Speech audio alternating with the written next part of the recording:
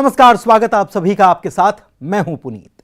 शौर्य और सौंदर्य की धरती बुंदेलखंड, जहां की भाषाई मिठास और शौर्य से भरा इतिहास हर किसी को यहां आकर्षित करता रहा है। जहां राजा के रूप में विराजे हैं स्वयं प्रभु श्री राम, ऐसे अद्भुत बुंदेलखंड का एक हिस्सा है टीकमगढ़। वो टीकमगढ़ जहां विराजे हैं स्वयंभू महादेव, जिन्हें 13वें ज्योतिर्लिंग के रूप में पूजा जाता है, जिसका किस्सा द्वापर युग से जुड़ा है। तो वहीं इसी टीकमगढ़ में मौजूद देश का दूसरा सबसे बड़ा सूर्य मंदिर सैलानियों को बरबस ही अपनी ओर आकर्षित करता है। इसके अलावा बलदेवगढ़ के किले और वहां की तोपों के किस्से ऐसे कि सुनने वाले दांतों तले उंगलियां दबा लें। तो चलिए देर कैसी, चलते हैं टीकमगढ़ के टूर पर।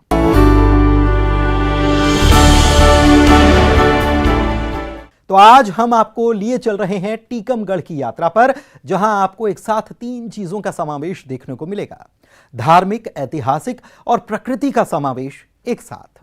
सबसे पहले दर्शन कराते हैं ऐसे मंदिर के जहां बाबा महादेव ओखली से प्रकट हुए, और जब वे प्रकट हुए तो ओखली रक्त से सराबोर हो गई। चलिए महादेव के इस अद्भुत धाम। ये है टीकमगढ़ शहर, जहाँ तीनों चीज़ों का समावेश आपको एक साथ देखने को मिलेगा। यहाँ धार्मिक, प्राकृतिक और ऐतिहासिक तीनों चीज़ों का समावेश एक साथ है। सबसे पहले आज हम आपको दिखाते हैं बाबा भोलेनाथ की वह नगरी, जहाँ बाबा भोलेनाथ स्वयं प्रकट हुए थे।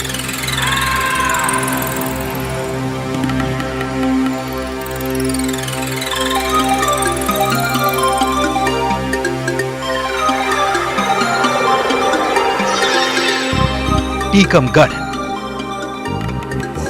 जहां शहर से महज 5 किलोमीटर की दूरी पर स्थित है धार्मिक नगरी कुंडेश्वर धाम। वो धाम जहां की अद्भुत महिमा है।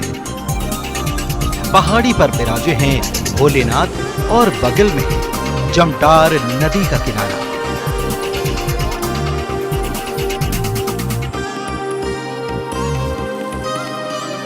हर ओर प्रकृति की छटा से घिरा ये धाम हर किसी को यहाँ शांति का अनुभव कराता है। प्रकृति की गोद और यहाँ के अद्भुत सौंदर्य के बीच भोलेनाथ के दर्शन करने दूर दूर से यहाँ श्रद्धालु पहुंचते हैं। जितना ये मंदिर अद्भुत है, उतनी ही अद्भुत है यहाँ से जुड़ी कथा।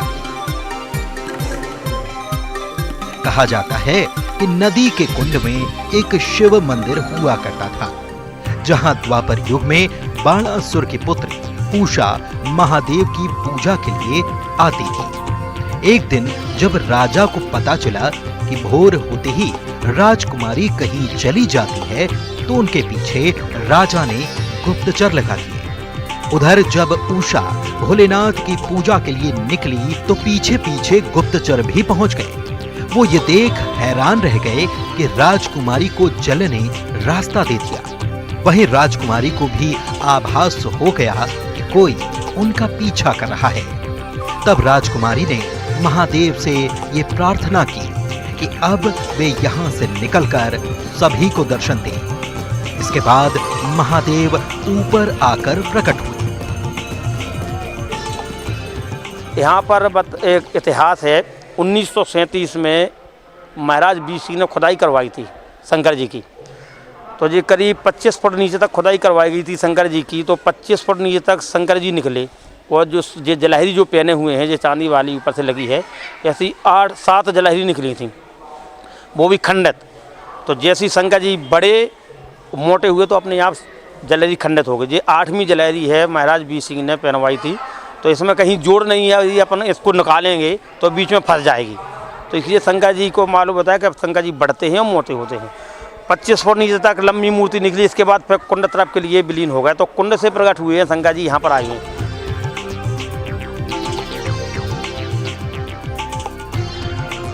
ये है महादेव का वह दरबार, जहां द्वापर युग में बाबा भोलेनाथ स्वयं प्रकट हुए थे ओखली से। चलिए हम आपको दर्शन कराते हैं बाबा महादेव के, जहां बाबा महादेव स्वयं प्रकट हुए थे।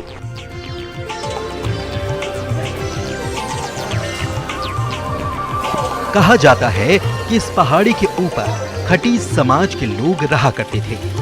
एक दिन एक वृद्ध महिला ओखली में धान कूट रही थी। धान कूटते समय अचानक ओखली में रक्त आने लगा और ओखली खून से सन गई। महिला घबराकर भागी और गांव के लोगों को इकट्ठा कर लिया। गांव के लोगों ने जब आकर देखा कि ओखली से स्वयं महादेव प्रकट हुए हैं, तो इसकी सूचना यहाँ के राजा को दी, जिसके बाद यहाँ एक भव्य मंदिर का निर्माण कराया गया और तब से लेकर आज तक यहाँ बाबा महादेव को कुंडेश्वर धाम के नाम से पूजा जाता है। महाशिवरात्रि और सावन महीने में यहाँ विशेष पूजा तो होती ही है, लेकिन हर महीने आने वाली शिवरात्रि को भी लोग यहाँ बड़ी संख्या में पहुंचते हैं।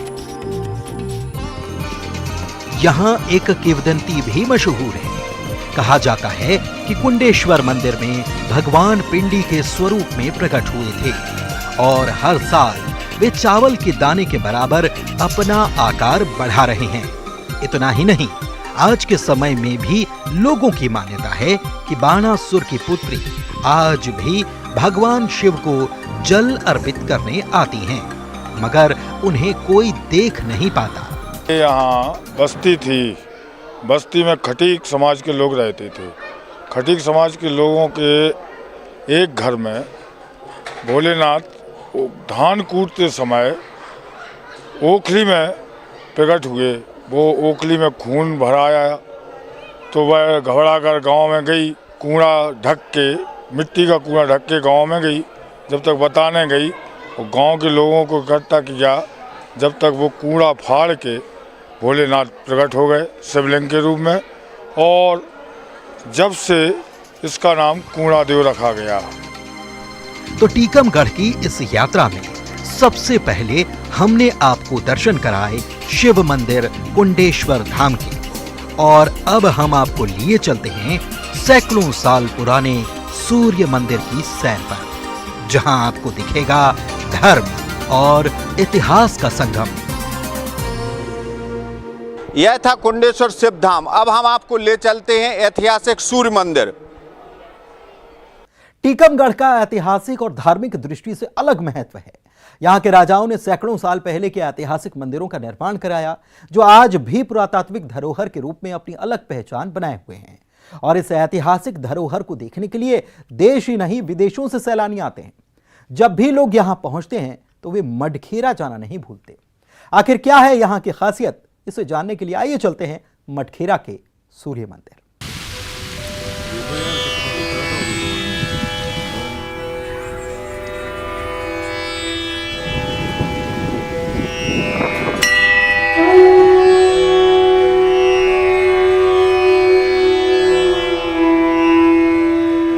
यह है मडखेरा का ऐतिहासिक सूर्य मंदिर। यहाँ सूरज की सबसे पहली किरण यहाँ के गर्भगृह में आती है। यहाँ पर्यटक भी आते हैं और श्रद्धालु भी आते हैं।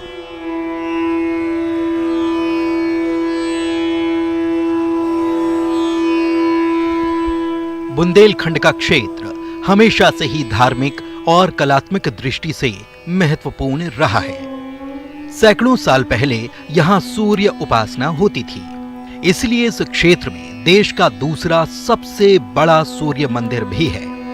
यह मंदिर पूरा पत्थरों से बना है और एक के ऊपर एक पत्थरों को बारीक और सुंदर ढंग से रखा गया है।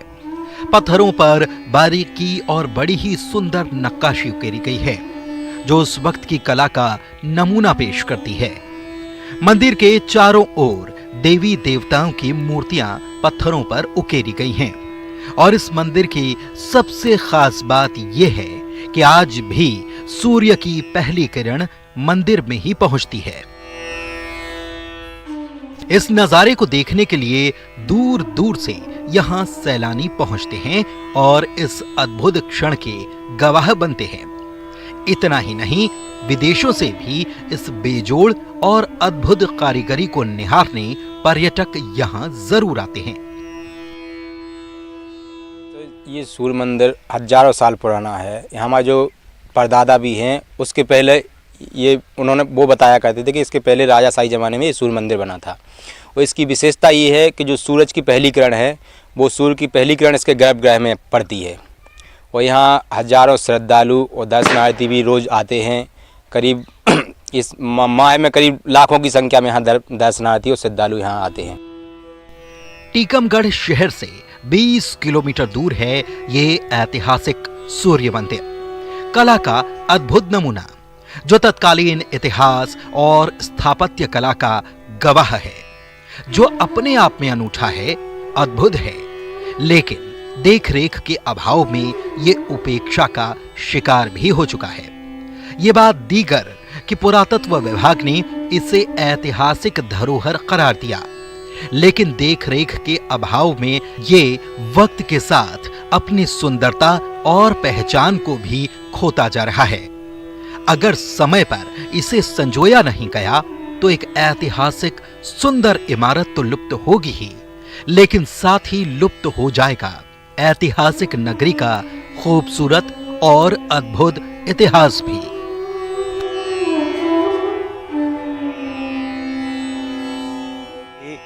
प्राचीन काल का बना हुआ है और ये वो पुरातत्व विभाग की धरोहर है। वो पुरातत्व विभाग सुनता है, बाकी कोई अन्य विभाग शिकायत करें तो सुनता नहीं है। दूसरी बात ये है गांव देहात में पड़ गया है तो इसकी कोई सुनाई नहीं होती है, देख रेख नहीं हो रही। देख रेख नहीं होती है। अच्छा, क्या है इसमें? सूरज की पहली किरण आती है? हाँ, सूरज की पहली किरण इसके अंदर जाती है सीधी गर्भगृह में। हाँ। भारत की जो विश्व धरोहर है उसमें दूसरे नंबर पर सूर्य मंदिर है और एक बहुत पुराना सूर्य मंदिर है। जब हमारे परदादा जी बताया करते थे कि जब पहले राजाशाही ज़माने में ये पत्थर जो पूरा टोटल पत्थर का बना हुआ है, इसमें सीमेंट वेमेंट कोई भी चीज़ नहीं लगी है, एक ही पत्थर का बना है। जब वो पत्थर को जैसा मोड़ते थे वैसा मुड़ जाता था, उसी समय बना मोम की तरह पत्थर रहता था। टीकमगढ़ की ऐतिहासिक और धार्मिक धरोहर के बारे में हमने आपको दिखाया है और बताया भी है। आप भी यहाँ आकर इस धार्मिक और ऐतिहासिक धरोहरों का आनंद लीजिए। यहां वक्त एक छोटे से ब्रेक का है, जल्द लौटेंगे।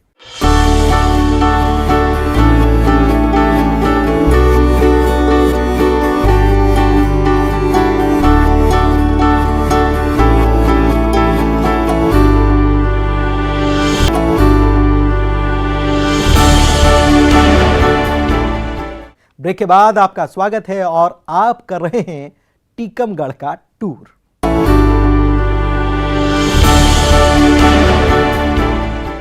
अब आपको लिए चलते हैं कि ऐसे किले की यात्रा पर जो पहाड़ी पर बना है। एक और पहाड़ी की ऊंचाई, दूसरी ओर बड़ा सा तालाब जो इस किले की खूबसूरती में चार चांद तो लगाता ही है, इसे सुरक्षित भी बनाता है। बताया जाता है कि ओरछा के राजा विक्रमाजीत ने सैन्य अड्डा और युद्ध सामग्री भंडारण के लिए इस किले का निर्माण कराया था। किले में ऐतिहासिक तोप भी है जिसके बारे में कहा जाता है कि इसकी आवाज इतनी ज्यादा थी कि बाद में इसके इस्तेमाल पर खुद राजा ने पाबंदी लगाई। आइए जानते हैं यहां का इतिहास। हम आपको ले चलते हैं बलदेवगढ़ की ऐतिहासिक धरोहर दिखाने, जहां किला भी है और तोप भी है। बलदेवगढ़ की ऐतिहासिक तोप के बारे में कहा जाता है कि जब यह चलती थी तो 36 किलोमीटर की धरती कांप जाती थी। आज हम आपको इसी किले के अंदर ले चलते हैं।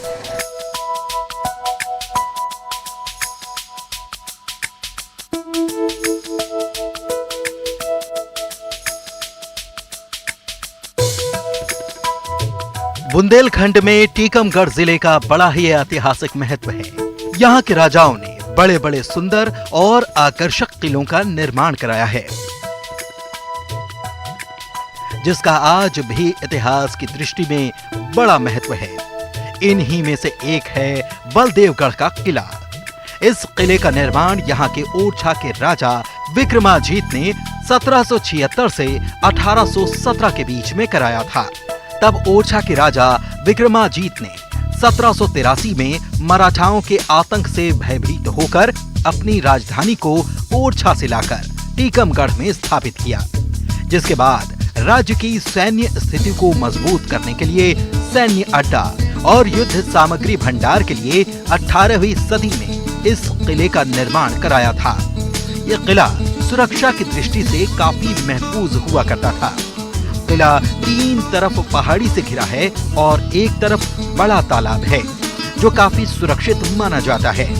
जानकार बताते हैं कि रियासत काल में भारी गोला बारूद और तोपों का भंडारण इस किले में किया जाता था। यहाँ का निर्माण हुआ था 17वीं सदी से चालू हुआ था अपना, और 18वीं सदी में बन के कंप्लीट हो गया था। यहाँ के राजा विक्रमाजीत सिंह थे, जो ओरछा, यहाँ का जैसे ओरछा में था उनका राज, ओरछा से टीकमगढ़ आए, टीकमगढ़ से उनने यहाँ पर सैन्य अड्डा अपना यहाँ स्थापित किया। सैन्य और सामान जो भी उनका बारूद वगैरह, तोप वगैरह सामान था, वो सब यहाँ पे था। युद्ध सामग्री सब यहाँ पर रखी जाती थी। उनकी सैन्य अड्डा था यहाँ पे उनका। तोप की क्या खासियत है यहाँ? तोप की यहाँ यहाँ एक तोप है जिसको गर्भगृह कहते हैं, उसको 12 कोस तक के गर्भगृह जाते थे। देखिए, ये जो ओरछा रियासत थी, तो ओरछा रियासत में चूंकि वो झांसी से लगा हुआ इलाका था ओरछा स्टेट का, तो वहाँ मराठाओं का आतंक बढ़ गया था।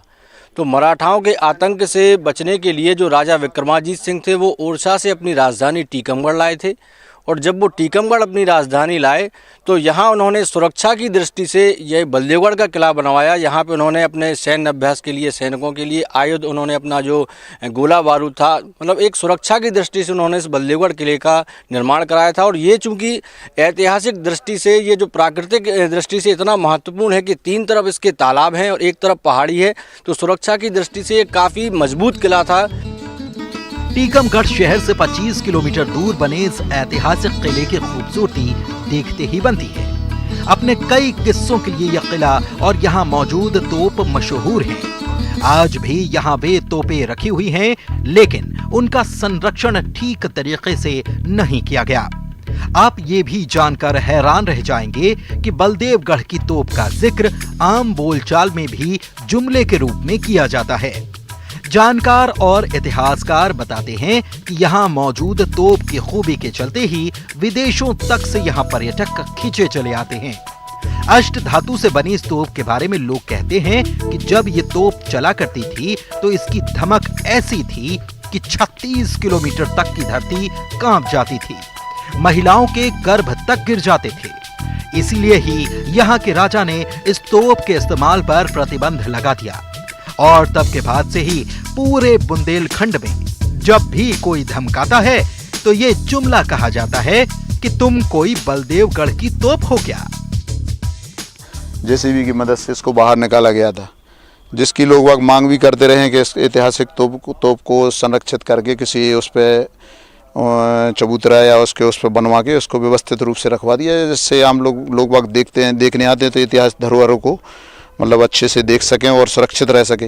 तोप का क्या इतिहास है यहाँ का? तोप का इतिहास ऐसा बताते हैं कि यहाँ पे 12 कोस की महिलाओं के और जानवरों के गर्भ गिर गए थे।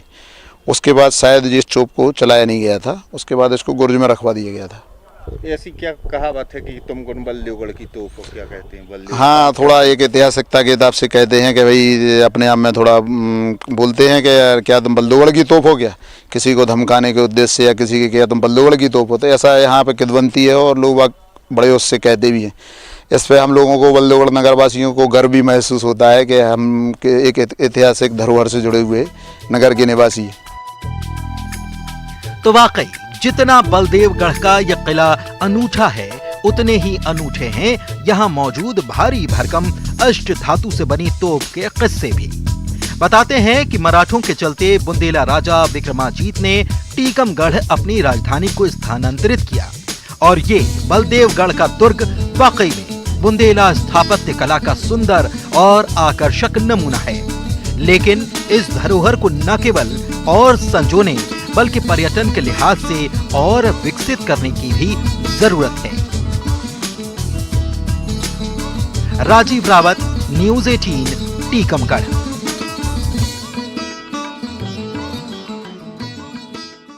चलिए आपको लिए चलते हैं टीकमगढ़ के शीश महल। ये शीश महल फिल्मों की तरह तो नहीं, लेकिन अपने आप में खासा भी है और अनूठा भी। बताते हैं कि राजा ने इसे खास विदेशी मेहमानों के लिए तैयार करवाया था और यह तैयार हुआ था शराब की खाली बोतलों से।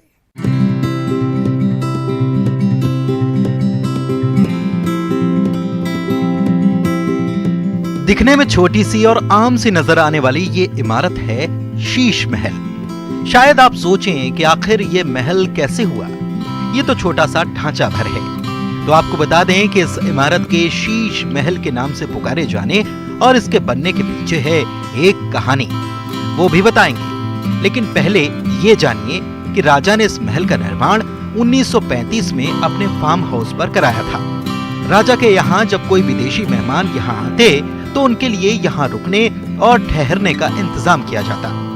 इस महल में पलंग से लेकर बाथ टब भी कांच का बना हुआ था, जो देख रेख के अभाव में धीरे धीरे टूट गया। चूंकि ये राज परिवार की निजी संपत्ति है, लिहाजा आज तक इसे पुरातत्व में शामिल नहीं किया गया। टीकमगढ़ पहुंचने वाले लोग इसे एक बार देखने जरूर आते हैं।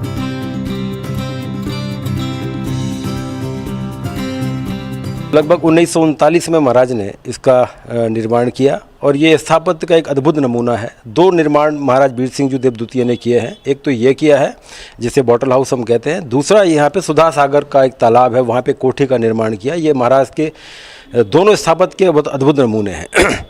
ये जो बॉटल हाउस है, ये आज के अगर दृष्टि से देखें तो पूरा का पूरा ये वातानुकूलित है।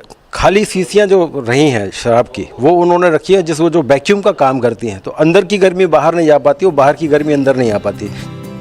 बताते हैं कि टीकमगढ़ के राजा रहे मधुकर शाह के यहाँ विदेशी मेहमान आते थे। उनके लिए विदेशी शराब भी आती थी। जब धीरे धीरे शराब की बोतलें काफी संख्या में इकट्ठी हो गई, तो एक दिन राजा के मन में ख्याल आया कि आखिर क्यों ना इन बोतलों से ही छोटे से शीश महल का निर्माण करा दिया जाए। बस फिर क्या था, शराब की बोतलों और चूने के मिश्रण से इसका निर्माण शुरू हो गया। अभी ये इमारत भले ही सामान्य लगी, लेकिन शाम को जब यहाँ महफिल रोशन हुआ करती थी, तब जो नजारा होता था उसे बयां तक नहीं किया जा सकता। लोगों का कहना है कि यदि इसका सही रखरखाव किया जाए और पुरातत्व के अधीन कर दिया जाए तो यहाँ पर्यटन की संभावनाएं बन सकती हैं। संरक्षण के अभाव में उपेक्षित है। अगर प्रदेश सरकार इस दिशा में काम करे तो पर्यटकों के लिए बहुत बड़ा ये उपलब्धि के रूप में सामने आएगा। कैसा है जी? एक एक बोतल करके उसको बनाया गया है। जो बनाया गया है वो अद्भुत कारीगरी है, जो अब बनाया जाना संभव नहीं है। टीकमगढ़ का ये शीश महल वाकई में अजब भी है और गजब भी, और उतना ही दिलचस्प है इसके निर्माण का किस्सा भी। राजीव रावत, न्यूज़ 18, टीकमगढ़। और इसी के साथ टीकमगढ़ के इस टूर में आज के लिए बस इतना ही। दीजिए इजाजत, नमस्कार।